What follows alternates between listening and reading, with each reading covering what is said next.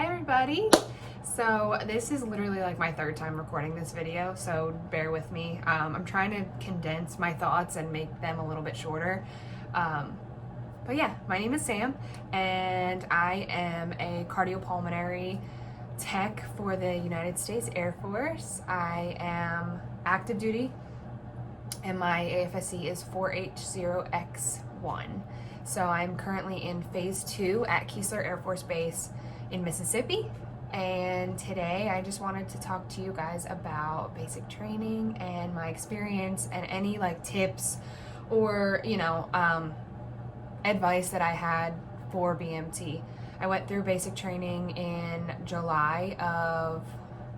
I left in June, the end of June, but July and August of 2019. It's currently March of 2020. It's been definitely a crazy year so far. Coronavirus is in like full effect, so respiratory therapy is at an all-time high as far as skill set that is needed right now. So my job and my career field is in high demand, and I'm gonna be honest, I love my career field. I think that I am exactly where I'm supposed to be, and I don't regret it at all. So I don't want to keep rambling on about that. If you guys want more videos about cardiopulmonary specifically, or really anything else, I'm gonna do one on tech school. I did my phase 1 at Fort Sam Houston in San Antonio, so I didn't really move too far after BMT, but I can do a whole nother video on that as well. So yeah, let's get started. BMT.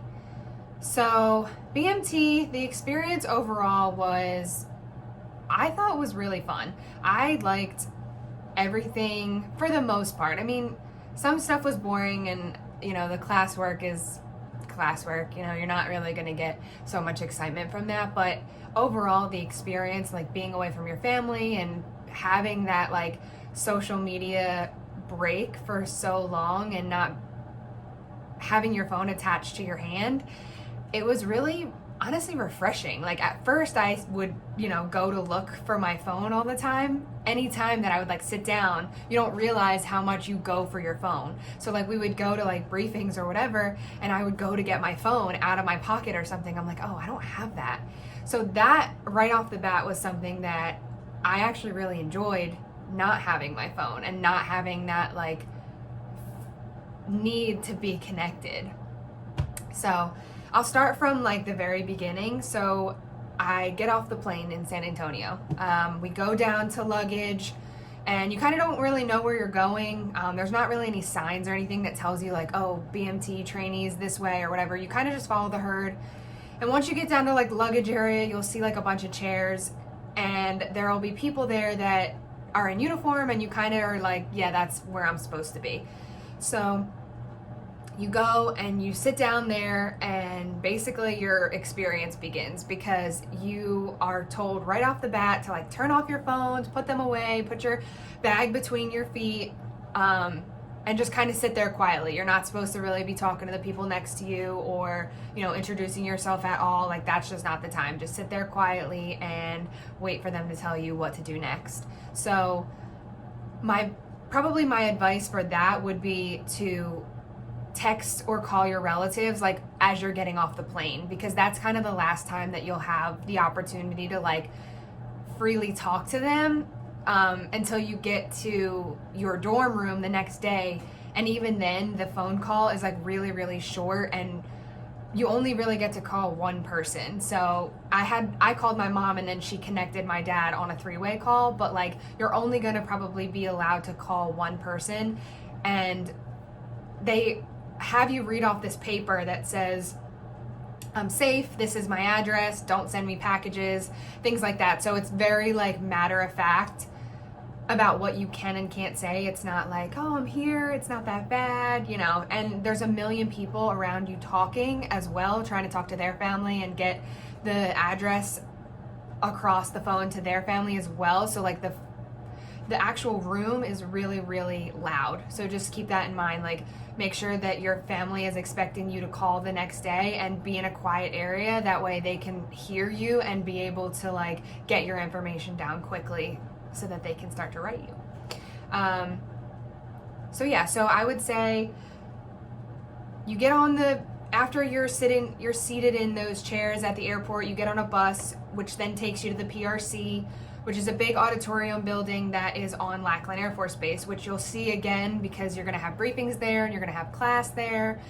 So you'll definitely be back at that auditorium. But what happens is you go in that room and you sit there for hours. So when you first get there, you sit down and they give you a box lunch.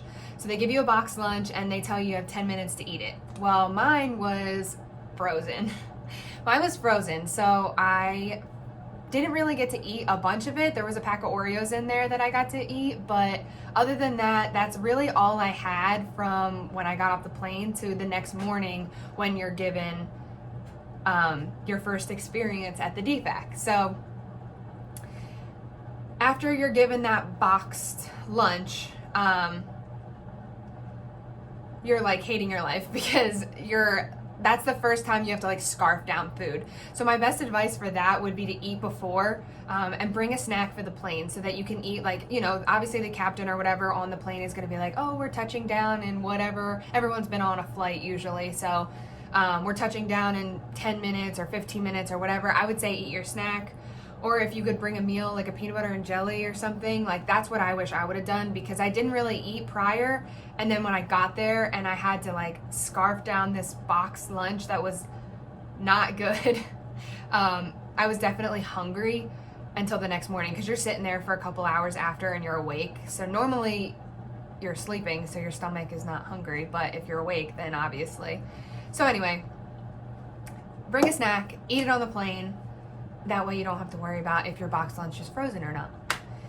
So when you're at the PRC, you'll get all of your, like, I guess mandatory items, but then also like essential items. So they'll give you your shower shoes, they'll give you your backpack, your water bottle, they give you a toothbrush, you don't have it, deodorant, shaving cream, a razor, all kinds of stuff that you'll need. You'll get your BMT study guide, which is going to be all of your material that you're going to learn over the course of the next 8.5 weeks. So you will be in class for a lot of hours, many hours. And all of the things that you're going to be in class are going to be out of this book. So really, they're going to tell you to start studying. And the first thing that you're going to start to study is probably the Air Force Song and the Airman's Creed. My biggest recommendation is to know your basic memory work before you go, because that's only going to help you when you get there and you have to memorize all kinds of other things for your end of course. It's called the EOC. You'll take an end of course test in 6 weeks.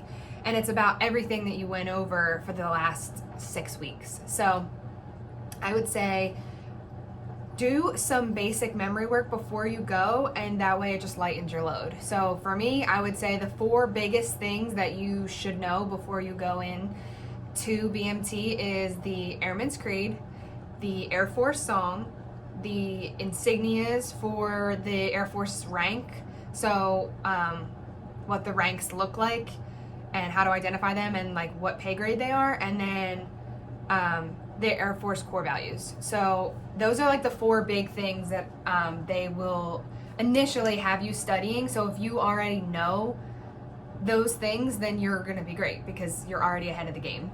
Now you don't have to do that, but I like to plan. I like to be one step ahead, and that way I know that I'm prepared. So I studied some of that stuff, and I was glad that I did because they only realistically want you to memorize it in like 2 days. The Air Force Song and the Airman's Creed, they give you like 2 days. You're gonna say them every day, so they want you to have them memorized, and they'll come second nature. Even if you go in with no memory work done, you'll figure it out. You'll learn them. But like I said, if you're a planner like me, maybe you want to just get ahead. So I would definitely recommend learning them. And then, so going forward, 0 week is pretty much just a lot of in-processing. So you'll do urine tests and you'll get a lot of shots. I got a ton of shots because I don't really get shots at home. Like I never really got the flu shot, I got the ones that I was supposed to get, like, I think like hepatitis and things like that, but like they give you everything. Any shot that they think that you're behind on or whatever, they're going to give you that shot, including the peanut butter shot, which is the penicillin shot in your butt cheek. It really wasn't as bad as I had heard that it was going to be. The guys actually seemed to have a more dramatic reaction to it for whatever reason. Like, you know, there was guys coming out of the shot room with like holding on to their buddy's arms like they had just been shot in the butt, but like it really wasn't that bad and you will be fine. The worst part was that like it was sore for a couple days and they made you do PT anyway. So like when you would sit down, like you would have to like rock onto that butt cheek instead of like just sitting on it. But it's fine. It's not anything to like get worked up about. So yeah. So anyway, lots of shots, lots of briefings. You get a lot of like leadership briefings. So they'll introduce themselves, who their leadership is, your squadron commander, your chief, your first sergeant, all these people that you need to know. Definitely do your memory work as far as like remembering what their names are and their faces to go with it, because it is really important, especially in the military, to like remember your leadership. I feel like that's definitely something that was stressed to me like right off the bat, and I definitely can see an importance to that as I move forward in my career, like just knowing who people are and being able to put a face to a name so that you are able to extend that proper respect when you see them. So moving forward, week 1 is a lot of classroom time. You also, between 0 week and week 1, you also start PT. So you'll have an initial PT appraisal, which will then tell you what your belt is, your belt color for on run days. So on PT days, you'll have strength and run days. Strength days consist of like a lot of core exercises, a lot of push-ups, arm strength, everything to get you ready for the push-ups and sit-ups portion of your PT appraisal. Then run days are consistent of running around the track for, it comes down to like 30 minutes or so, because they make you run, walk, like do like a run walk combination for like maybe like 4 minutes in total as like a warm up, and then for like 26 minutes you just have to run around the track for 26 minutes. So for me, I made sure, like I knew that, I read that somewhere or maybe I watched a video, but I knew that I was gonna have to run for like a longer amount of time, not just be able to bust out your 1.5 miles. So you have to not only have like stamina, but you have to have endurance as well. So make sure that you're training for running for a little bit of length of time. I made sure when I was training that I ran for 30 minutes straight, and I was able to do that without at any pace. It's a self-paced run, so it's not like they're like, okay, you have to run for 30 minutes and you have to, meet a certain standard as far as miles concerned. You don't have to do that. It's a self-paced run, but if you stop, they're gonna yell at you. So just know that you need to be able to run for that long without being able to stop. And that was something that when I started to train, I couldn't do. I hate running, and so I don't have like stamina as far as like long distance running was concerned. But when I took the time and actually trained for it before I went, that was when I started to see like my numbers get longer, and I was like pushing myself longer, and I was able to run for longer. So you can do it. Trust me, if I can do it, you can definitely do it. Just make sure you're putting in that work before you leave, because it's really important that you are prepared before you go and not solely reliant on them getting you in shape. Because I've seen so many girls go through BMT and then extend their time at BMT because they couldn't hit their minimums. And it was so sad to me, because you go through this whole time with your flight, and then they get to 6th week, which is the final and like official PT test, and they still couldn't meet the minimums, so they got removed from our flight. So you don't want to do that, and you don't want to go through that. So just please make sure that you hit your minimums before you leave for BMT, and that way when you're training at BMT, you're only excelling. and you're only getting better and making your mile-and-a-half time stronger as you're there. So you start PT, and then first week you also get your job assignments. So in your jobs, like, you could be doing anything from like laundry crew to road guard to chow runner. There's chapel guides, there's chrome shiners, there's people in the latrine, there's element leaders and a dorm chief, and all these jobs that are super important in their own way. So basically what happened with our flight was that we didn't get assigned our dorm chief right away. Our MTI, I had 2 MTIs. One was a female, one was a male. The female MTI really liked to wait a little bit, maybe like a couple days or so, just to see how the element leaders were working out, and then she would assign a dorm chief. So what happened with us was I was assigned an element leader right away, along with my friends who were always our element leaders. So my best friends actually in BMT, Taylor, Chas, and Murray. Shout out to my girls. I still keep in contact with them. They're actually cardiopulmonary as well. So it was really crazy that we were all element leaders and all in the same career field. But yeah, so we got assigned all of our element leaders. So I was the 3rd element leader, and basically what an element leader is, it just is someone who is going to oversee the other trainees that are doing other tasks and just making sure that they are really on top of what they're supposed to be doing. And then overall, you help with whatever needs help at that moment. So like if latrine, people need help in latrine in the bathroom, then the element leaders would get in there and like get their hands dirty or whatever. Or if people needed help sweeping the pad outside, whatever the case may be, they would help with that. And the dorm chief really oversees everyone doing everything. So it was kind of like the, eye in the sky kind of thing, where you are just making sure that everything is getting done, and you're also keeping the flight on task. So for me, I was assigned the dorm chief role from the first week after being an element leader, and then I stayed the dorm chief the entire time. So it was definitely like a great experience in a way, because I love being able to help people in that way. And like, I don't know, like I feel like I naturally just go into that role, and so it came easy to me. And so it was not something that I was scared to do or didn't want to do. I felt like, for the most part, I feel like my flight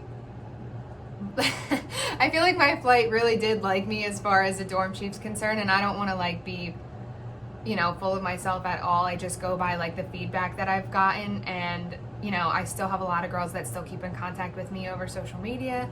And so I love you guys, Flight 616. If anyone's watching, I still think about you guys, and obviously super special to me. So, but yeah, so I was the dorm chief throughout the whole time, and basically I just oversaw a lot of what was going on day to day.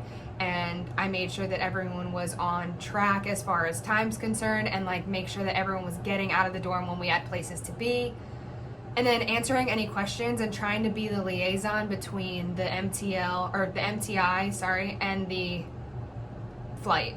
So a lot of the times I would go to meetings, or like I would ask questions for the flight based on what the flight was asking me, and that way I could kind of relay that message back to the MTIs, or vice versa. But other than that, like, I loved my job, and I thought that like our flight was really, really great. We had a lot of girls that ended up being honor grads and go on to do really great things in the Air Force. So I'm super proud of us, and I think that overall we worked really well.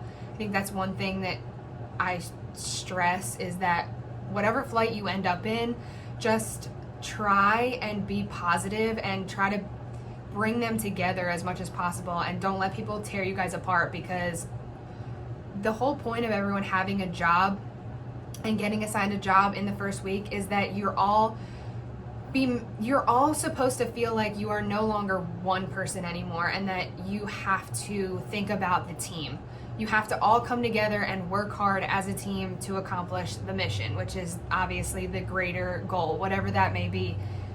You know, getting all of your tasks done in the morning and cleaning the dorm, or, you know, getting out to go to the classroom on time, or whatever the case may be, whatever you're given the task, you know, you have to work together or it's not going to work. So I think for the most part, we did pretty well. So I would say for you, if there's any takeaway from that, and I don't mean to ramble about my personal, but definitely try to bring your flight together and don't let people speak negatively about one another.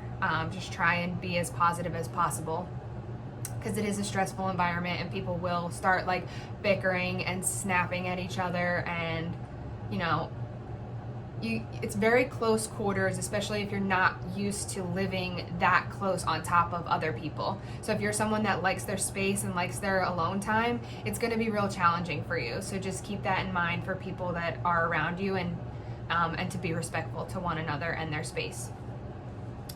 So I wrote some stuff down just so that I wasn't like rambling about random stuff.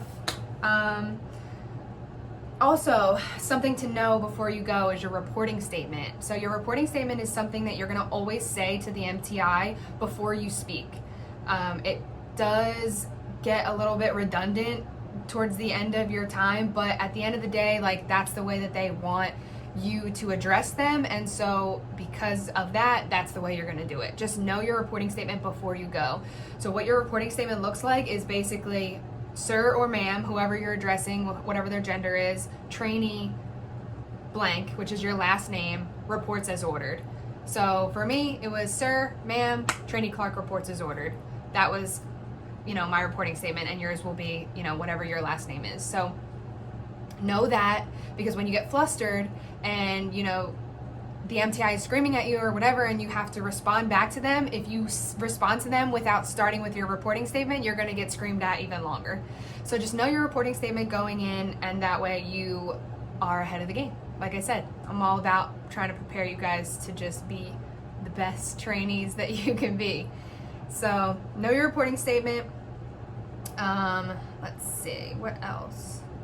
So 0 week, you're also going to get a rundown of like basic drill. So you're going to learn basic facing movements and what columns are. You're going to get in a flight formation. So you're going to learn what an element leader is and what they do as far as drill. And then element leader has their own side job as well. But normally with drill, an element leader is the one that leads their element, obviously. So you'll learn about basic drill, and that's not something that you necessarily need to go in knowing, but if you want to get ahead of it, look up basic drill commands, look up basic movements, so that way you kind of have an idea of what you're getting into when you go in. I didn't know any of it. I didn't go in knowing drill. I didn't practice facing movements or know anything about any of it, really. And so I was fine. And so you will be too if you decide not to look up anything. But at the end of the day, more preparation can't hurt you. So basic drill, you'll learn 0 week, first week. And as you progress, they'll start to teach you new moves that eventually you'll need and then use when you're at tech school, because you're going to be marching around tech school too.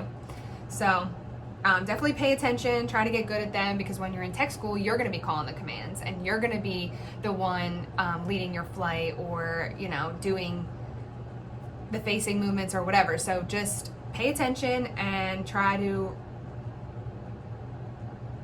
I don't know, try to just get good at it.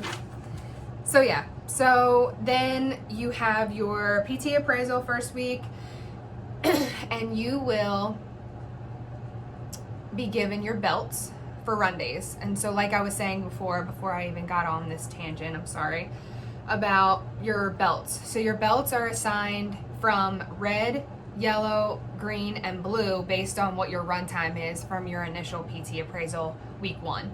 So I think red is like the slowest to like almost not passing potentially, whereas blue is like the fastest that you can get. And I think for females, blue was in like the 11:30 range, I want to say, to like maybe 12 at the most. I started off as a yellow belt and I worked my way up to a green belt. So I think my fastest run time was like a 12:15 or something. I'm not a good runner, so that I was more than thrilled with a 12:15 run time. And yeah, I don't even know if I could do that right now. So, and that I was in my best shape of my life. So yeah, so you'll get one of the belts, and then that'll tell you what lane you're running in. So you run around this track, and based on your lane is your belt color. But what sucks with the blue belt is they're on the outside lane, so they run the most. So yeah, they're the fastest time, but then they run the most distance as well. So I kind of was like, I don't really want to get the blue belt because now I'm running more. But it's fine. So don't get discouraged if you get a red belt or a yellow belt at first. Like, you're going to get better, and you know, at the end of the day, like, you're going to be running so much, and it's something to strive for. So for me, like, I wanted a green belt. I just wanted to make a green belt. That's all I cared about. I didn't care about getting a blue belt because I knew it was like too far out of reach for me. I was like, I just want a green belt, and I did it. So you can do it too, I promise. Week 2, right? Yeah. Week 2. Oh, you know what else I want to say is during week 1, you'll get a briefing from the chapel guides about religious denominations and what religious services they offer at BMT, which I feel like is important to talk about because a lot of times people ask if there is religious services for all denominations. I think there is a lot of denominations. I just don't know specifically what. I particularly am not religious, so I did not attend service, but I know a lot of people left.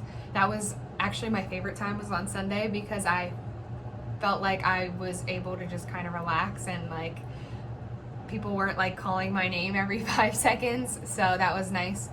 But overall, don't worry about not being able to attend your religious services if you are religious, because they do offer a lot of different masses, I guess, is what I would say, for all kinds of different services. So then week 2, I am feeling like, what was important about week 2?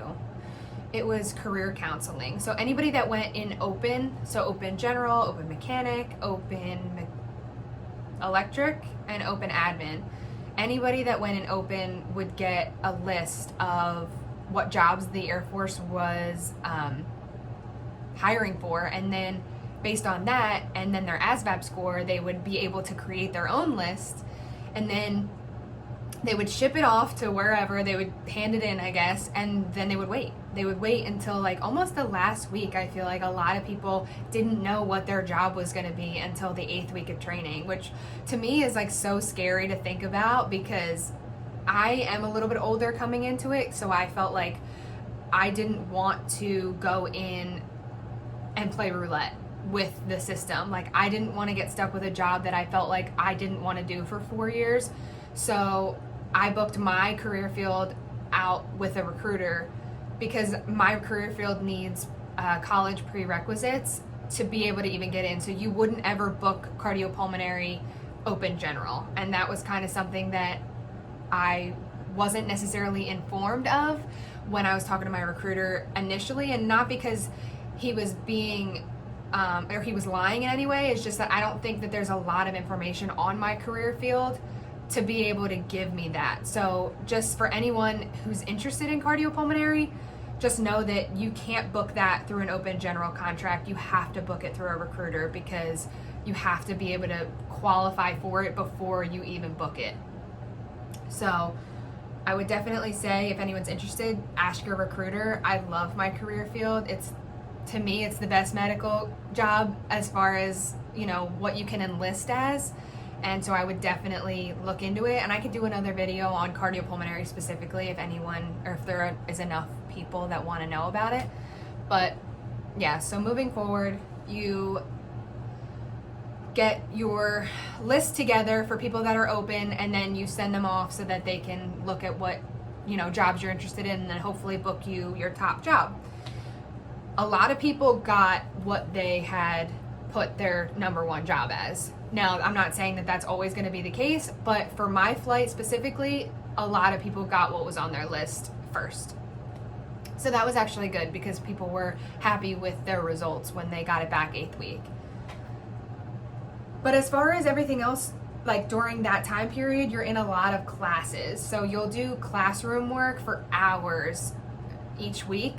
My biggest thing for that, advice wise, is to just stay awake, drink a lot of water, and don't fall asleep.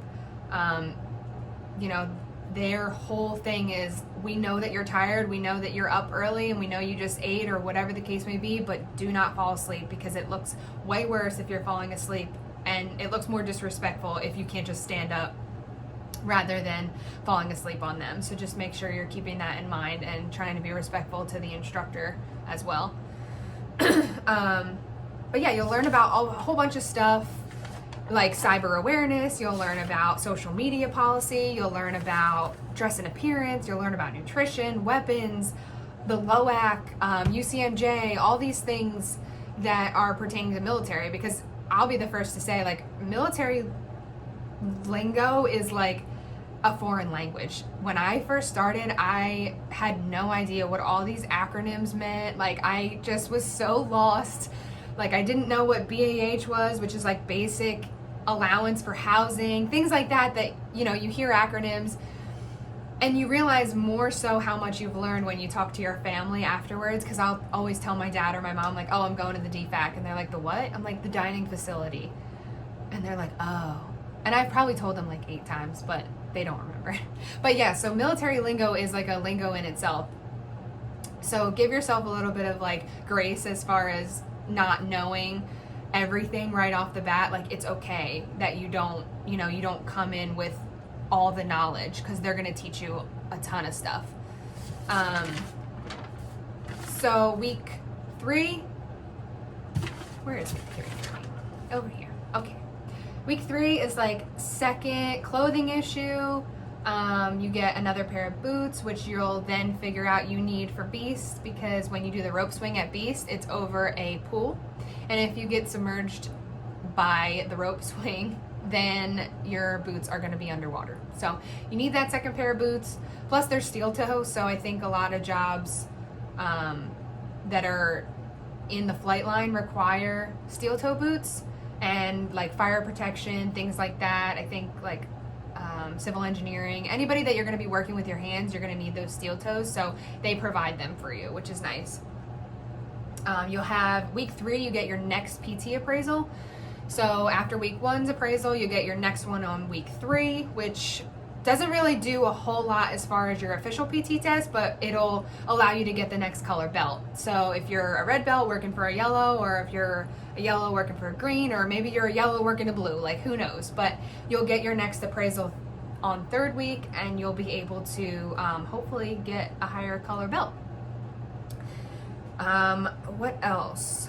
So you also so for me, the biggest thing for week 3, and I don't know why this was so exciting for us, but it was to get our name tapes. I mean, I know why it's exciting, because like you finally get to see your name on your uniform, and it's like, oh my God, like this is like one of those proud moments where you're like, this is like something that I envisioned, like when I joined, being able to like see your name tag on your uniform.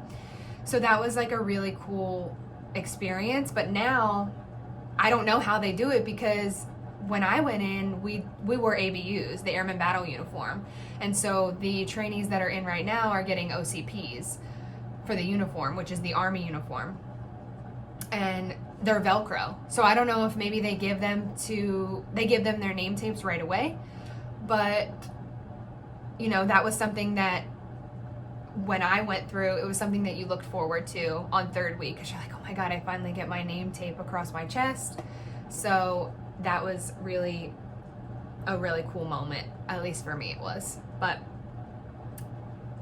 yeah, I mean, I definitely think overall, and I just have this like best advice, at that point you're gonna be like holding on to little things, like I said, to like get you through to the next week. So for me, like, I loved mealtime, and I loved I loved just being like able to like sit down for a second and like eat food, and that's what got me through the day. So I lived a meal to meal. So whatever like for you that makes you happy, maybe it's Sunday services with the chapel, like at the chapel, or maybe it's meals, or maybe it's shower time, or whatever the case may be, like little things. You'll get a weekly schedule, and like maybe you're really looking forward to learning about weapons or whatever. So like whatever gets you through. For me, it was meals, and then it was also like personal time where like my family and my friends wrote to me. So I was able to like still stay connected to them while I was going through this experience. So I would say, remember what's, you know, ultimately driving you, and then find little things that are also going to help you get through like day to day. So those were my two, was meals and my family time.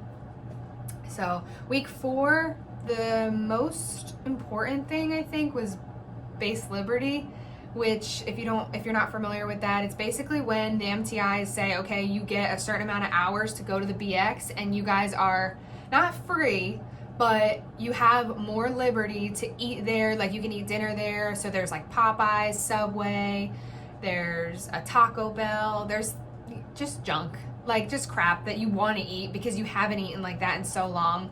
So you can get candy and ice cream. There's a Starbucks. So I know like a lot of people just kind of like pigged out.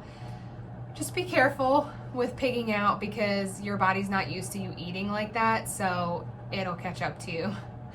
Trust me, it'll catch up to you. And there was a lot of girls that regretted all the things that they ate during base lib because it did not agree with them.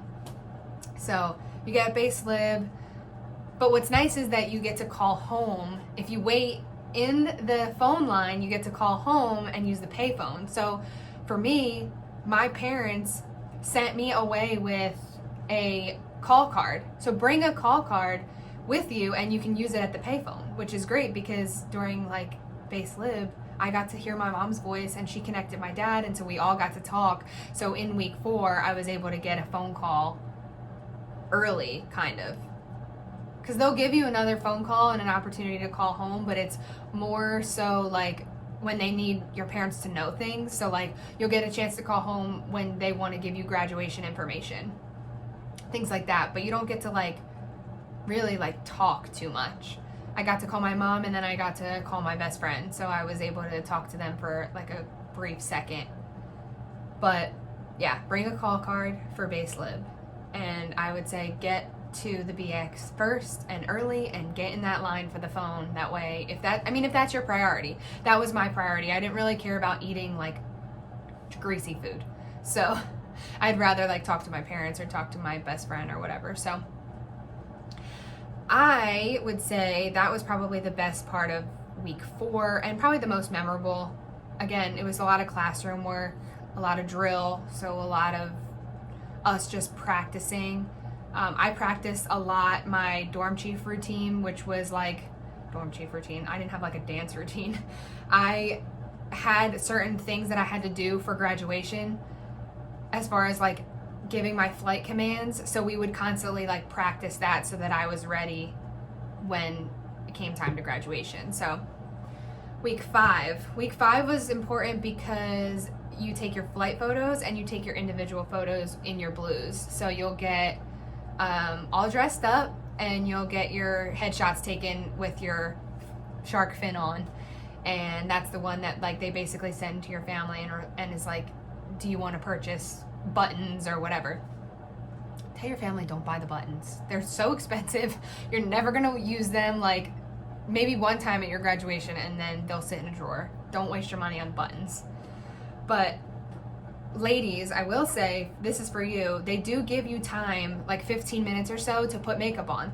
So if putting makeup on is important to you, or like if you just want to like sprucing up your look, bring your essentials. Like they don't give you a ton of time. They give you about 15 minutes or so. If your MTI is nice, which mine was.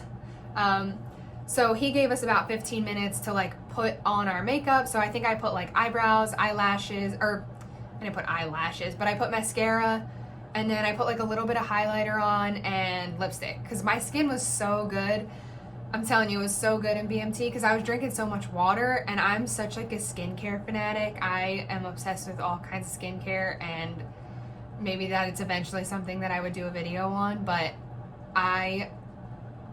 my skin was never better than in BMT when I was drinking all that water. So Yeah, so they give you a little bit of time. For my dark complexion girls, I will say the BX doesn't have a huge inventory. They do have some makeup. So if you forget, or you decided last minute that you want makeup, or you didn't know, maybe you didn't see my video till after, like, I don't know, but if you decide that you want makeup later on, you can purchase makeup at the BX. The problem is, for my darker complexion girls, they don't have a ton for you guys there.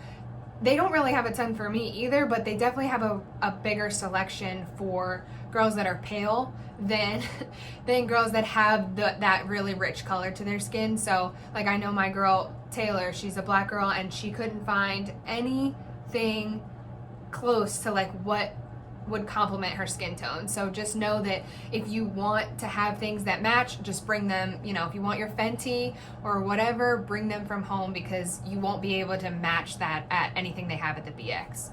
So yeah, so anyway, 5th week, flight photos, personal photos, class time. 6th week. 6th week is super important because it is your EOC and your final PT appraisal. Your EOC is your end of course exam, which is basically all the classes that you've taken up until that point you get tested on. And then it's like a bunch of history, and it's a bunch of just like, I think like finance stuff, things like that you should know in the Air Force. But your EOC, we studied a lot for that. We studied for hours. And then your final PT appraisal. Both of those things are what is scored against everyone in your flight plus everyone in your week across all the squadrons, like the wing, or maybe the group. No, it's the wing. Yeah. As far as what is looked at for honor grad. So for me, I really wanted to be an honor grad. That was something that I knew, like, going into it. I had done a little bit of research. I watched videos, and it was something that I strive for when I was in BMT, because I knew about it and I was like, oh my God, like, I want to do that. And different jobs actually get you points towards honor grad. So it was great because dorm chief, I think, gets you the most points. So that's probably why I ended up getting it, because without those points, like, I didn't score like exceptionally well on the EOC or my PT test, really. I think I got a 96 on my PT test and a 94 on my EOC, but then I had other points for being dorm chief. So I was able to get honor grad. And so it was something that was important to me. And it's cool because that's a little ribbon that I have on my blues, that's the only opportunity that you get to earn that ribbon. So if it's something that's important to you, then try for it, because it's the only time in your career that you will have a chance to get that extra ribbon for your ribbon rack. So I have it, and I'm super proud of it, and I strongly encourage you to try to shoot for it too, because it's a good feeling, when you finally put your blues on and you're able to like have that, 3rd ribbon in your ribbon rack already.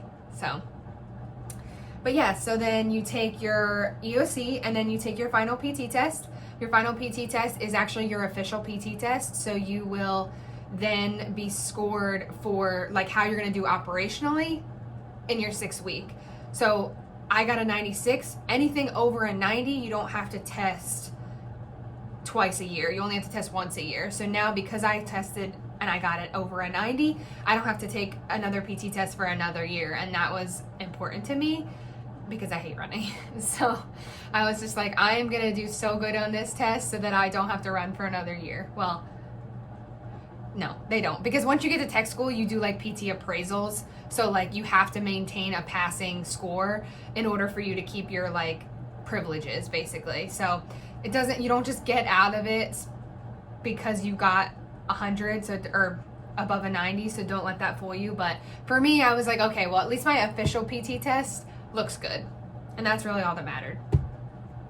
And then you also go to CBRN in 6th week. So you'll go to the gas chamber, and you will go to this like little mini like deployment area before you go to Beast. And Beast is 7th week, so it's the following week.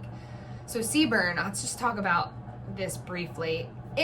It sucks. It does suck, but like you get by. For me, dorm chief sometimes had its privileges. I got to go in first with my element leaders and my beast monitor. And if you guys don't know what a beast monitor is, that's basically your dorm chief for beasts. Your MTI assigns you another group of leaders within your flight so that they're able to have a chance to lead. Because for, the last 6.5 weeks or whatever, I had been the dorm chief and I had been the leader that had been, the flight had been coming to. So it's the opportunity for other people to also take leadership roles on. So your beast monitor and your TDLs, they're called basically your element leaders at Beast, they all go first with you in the gas chamber. So we went in and you take your mask off and basically you already start to burn, like my whole face was burning and you're like losing your voice, and they tell you need to say your reporting statement and you're just feeling like there's like an elephant on your chest, or at least that was the reaction that I had, that I couldn't like actually get a breath out. And I was trying to just mouth my reporting statement, and so my beast monitor actually fainted in the gas chamber, and I think it was more like the anticipation of it. I don't think it was like actually what was going on in her body necessarily, just that her nerves were shot, and obviously she started to feel the reaction, so she fainted. So then they not that this is a great point to my case, that it's really not that bad, but we actually stayed in there a little bit longer, or what it felt like was a little bit longer, because they had to like drag her out and then come back and get us and bring us back out. So we stayed in there for a little bit longer. The guy next to me was like projectile vomiting. Yeah, I'm not making a great case, but I promise, guys, like, you will be fine. Going through it with your flight makes it not as bad. Like, it makes it easier to go through when you have all these people around you doing it with you. You're not alone, and you don't have to do it alone. So you will get through it, and you just need to rely on your flight. And if you're nervous, just talk to somebody about it and just kind of like talk you down, and you'll be fine. Like, I promise. Your eyes will water, your nose will run, your face will burn, but you won't die. And that's the most important thing. You'll get through it. So just rely on your people and you'll be fine. As far as 6 week 2, like, you get squadron gear, which was cool because then you could walk around like the big dogs, like, oh, we're about to go to Beast. So we have our squadron gear, and my squadron was the 322nd, so I was an Eagle. So we walked around with our blue and our gold sweatshirts on and just thought we were the shit. And yeah, so that was something that we also look forward to too. But just keep in mind, don't spend all your money on squadron gear because you never wear it again. I spent a lot of money on like things that I don't wear anymore. I'd rather have spent my money on our personal flight sweatshirt and t-shirt that we designed ourselves that had our names on it. So that was more personal, and I wear that more than I ever wear my squadron gear. So just keep that in mind. Then you go to Beast, and the dorm chief and the element leaders are able to like kind of like take a step back and really just allow other people in your flight to kind of step up and take that leadership role on. So our Beast monitor and our TDLs, I think they did a pretty good job. We didn't have anything like catastrophic happen. During Beast, we did the Claw, which was the obstacle course. If you go online, you can find a bunch of videos. I think Air Force specifically has a video that like runs through each of the obstacles. There's like a low crawl, there's crawling in the sand, there's rope swing, like I said. There's this thing called the Weaver that you like weave your body in and out of, monkey bars, just a whole bunch of different stuff that you can look up a video if you're more curious on like what exactly the Claw entails. And then you did like combatives, so like the pugil sticks of fighting each other. We actually got flagged out of the pugil sticks, so it was too hot. What that means is it's too hot for us to do any of that stuff because the Texas heat is just blistering in the middle of summer. So we weren't able to actually do the pugil sticks. So that kind of sucked because I know a lot of girls were like super pumped about just beating on each other at that point. But yeah, so we got flagged out of that, and then every night we would pretty much watch a video on like what you would do if like you were held captive or in a wartime zone or whatever the case may be. Like, there was a bunch of videos that we would watch, and yeah, we ate a lot of MREs. You know, the MREs aren't that bad, but if I never saw one again, I also wouldn't be sad. You definitely want to like trade for the good ones. Like I know cheese tortellini has the pudding in it, and the hash brown has this like French toast square that is like so good. It's really probably not that good, but it tastes so good when you're like eating in the dirt, I guess. But yeah, so definitely like be friends with the person handing out the MREs. Don't make enemies, because they'll give you like an extra couple seconds to like look through the bins and like find the good ones. Don't get the tuna. The tuna is not good. And I like tuna.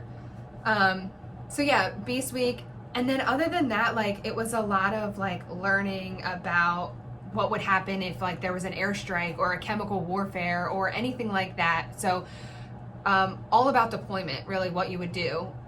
It was so hot that I was never actually dry for any moment. Like I would get a shower, and then as soon as I would get out of the shower, we would all start to sweat. So just know that if you go in the summer, it's not gonna be like a very pleasant experience as far as like going to Beast and being out in like 100-degree heat. But I mean, it gave me a little bit of sense of like what would happen if I was deployed. So it would probably be worse if you're deployed, because I'm sure it's even hotter there. But Texas is a good comparison as far as like heat's concerned, because it's freaking hot. So yeah, so Beast, you get through it. It sucks, but you know, there is nothing like that shower when you get back from Beast at your dorm. You're like, oh my God, this is the best shower I've ever taken. It's such a relief to be at your dorm. And then your laundry crew is like the real MVP, because they have a week's worth of laundry to catch up on. So shout out to them, because they are phenomenal. They work for hours to try to catch up on a week's worth of laundry, and you're probably at this point on your last pair of underwear, and they're just like grinding it out and just making sure that you guys have clothes for the next day. So I would say for women, even for men, like bring extra underwear than even your packing list says, like extra underwear and extra bras, because you don't want to like run out of that stuff, because sometimes your laundry crew gets backed up. Bring like 8-9 pairs of underwear, I would say, like more so than a typical day. That way if you go a week and your laundry crew hasn't gotten to, you know, your underwear laundry, then at least you have clean underwear to put on. And same with sports bras, like bring enough to where you're comfortable in case something were to happen. So then you move on and you get through Beast. You come back with this like sense of just like, I'm the shit, because I'm about to graduate. And the 8th weekers, you can definitely tell, have this sense of just like pride walking around, because they're like, I just got done Beast and we're about to graduate and see our family. So that's freaking awesome. Like it's the best feeling ever. So 8th week, you just like, nothing can like rain on your parade at all. But just know that like, don't slack off, because I've seen people recycled in the last week of training because for behavioral issues or whatever it is. So just make sure that you're still on top of your stuff, because you don't want to get complacent and then be sent back a week, and guaranteed your family already has all of their flights and hotels booked. And if you get sent back a week, then all of that's like, they just spent all that money to come see you, and potentially may not be able to like switch their flights or whatever because of financial reasons. So just not only keep that in mind, but keep your family in mind too.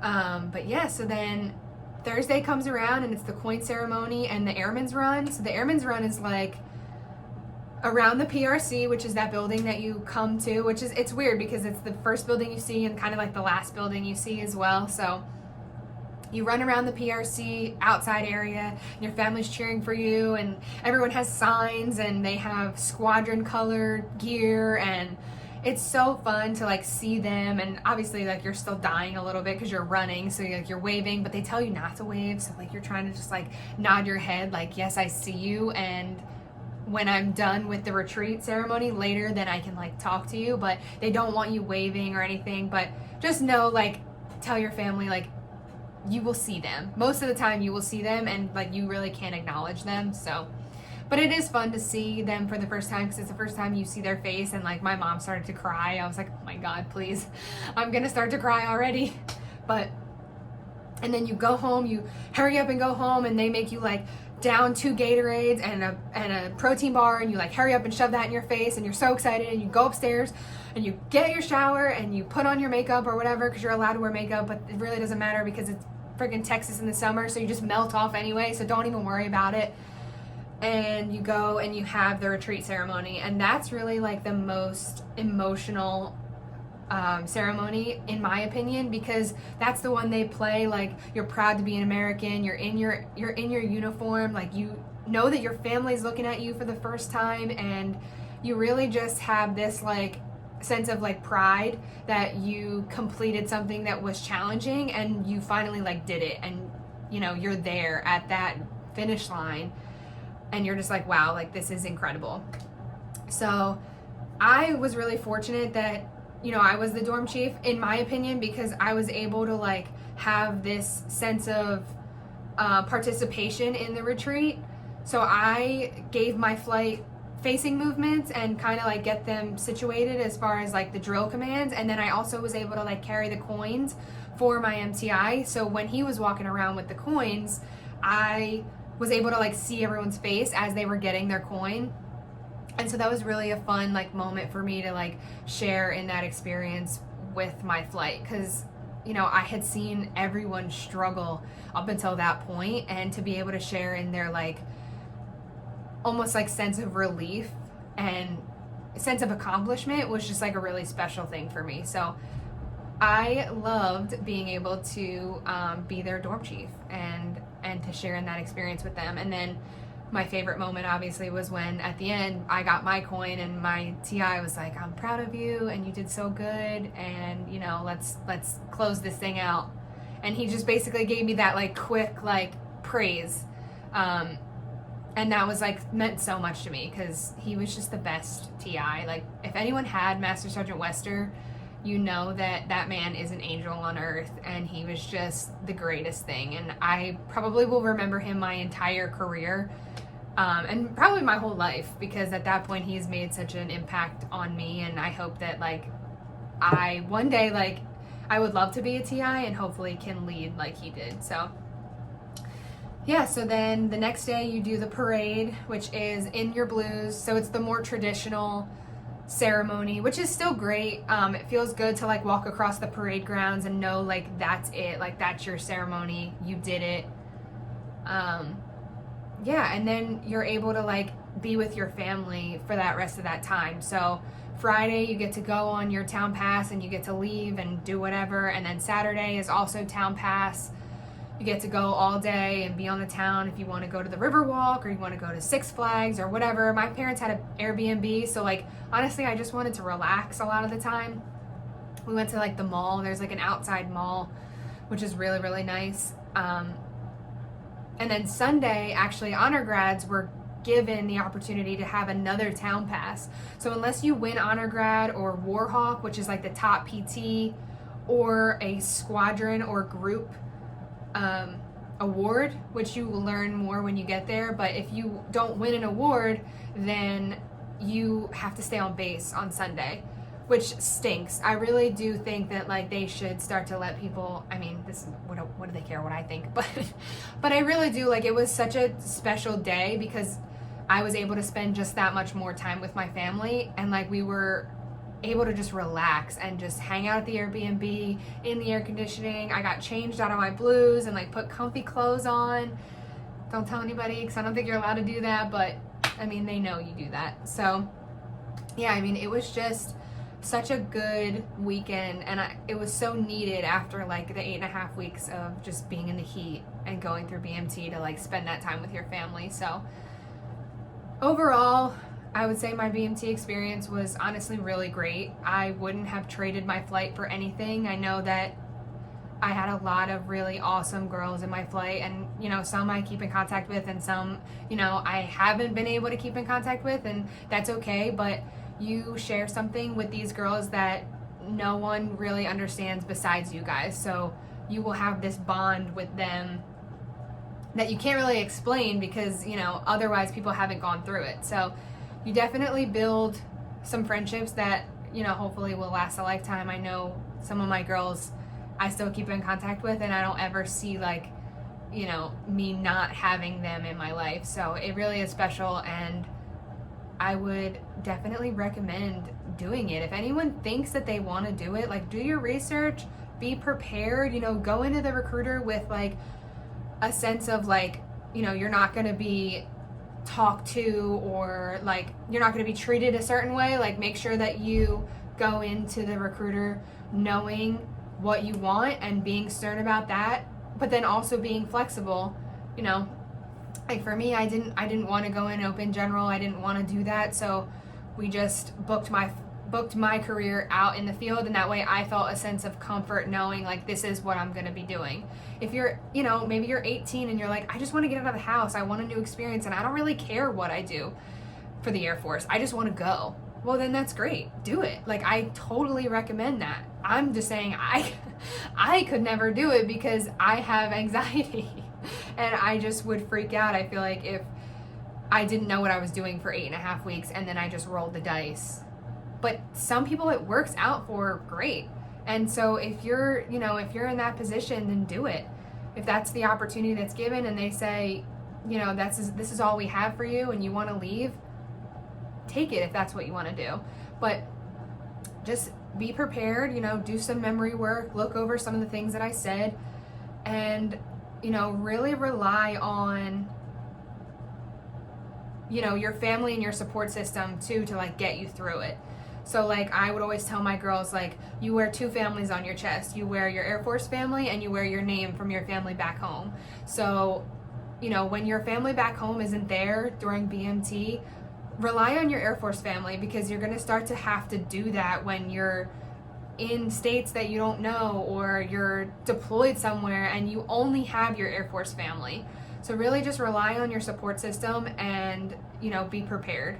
And I think that no matter what, like, you will not regret joining if that's the direction that you're headed. So for whatever that's worth, I hope that this was super educational. If anything else, if there are things specifically that you guys want to know, my Instagram is Sammy_Clark. I don't know how to put that on here yet. Maybe I'll figure it out. I don't know. But it's SAMI_Clark. That's my Instagram name. So just message me on there, or I think you can message me here. Probably can. But yeah, so if there's any questions you want to know, I'll probably do another video on tech school or cardiopulmonary or any other, I guess, requests that I get. So yeah.